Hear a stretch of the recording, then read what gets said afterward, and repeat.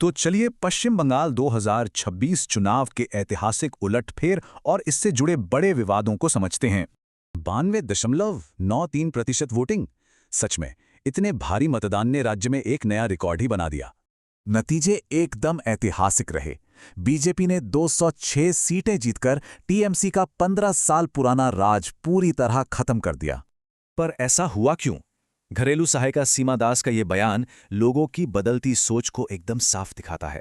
इस बड़े बदलाव के पीछे विश्लेषक 5M रणनीति को सबसे अहम और इस जीत का मुख्य आधार मानते हैं। खासकर महिलाओं की सुरक्षा सबसे बड़ा मुद्दा बन गई, जिस पर आरजी कर मेडिकल कॉलेज विवाद का सीधा असर दिखा। धार्मिक ध्रुवीकरण ने शहरी और ग्रामीण वोटरों के बीच फासला बढ़ाकर सालों पुराने वोटिंग पैटर्न को पूरी तरह बदल दिया। 15 साल की सत्ता विरोधी लहर, आर्थिक चिंताओं और भ्रष्टाचार के आरोपों ने नई सरकार के लिए जमीन तैयार की।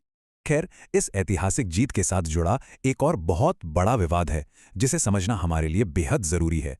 चुनाव से ठीक पहले स्पेशल इंटेंसिव रिवीजन नाम की प्रक्रिया ने राज्य के करीब 12% मतदाताओं को हटा दिया।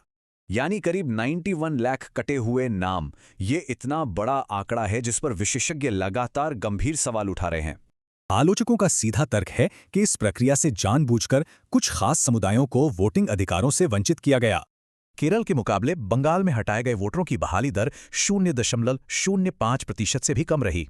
60 लाख लोग अनुपस्थित या मृत घोषित हुए और 27 लाख तार्किक विसंगतियों के नाम पर हटा दिए गए।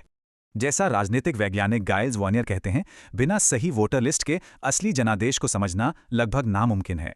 चुनाव आयोग इसे फर्जी नामों की सफाई बताता है, जबकि विपक्ष इसे सोची समझी मतदाता दमन की साजिश कह रहा है। तो सबसे बड़ा सवाल, वोटिंग से पहले लाखों नाम हटने पर क्या नतीजे सचमुच जनता की इच्छा दर्शा सकते हैं?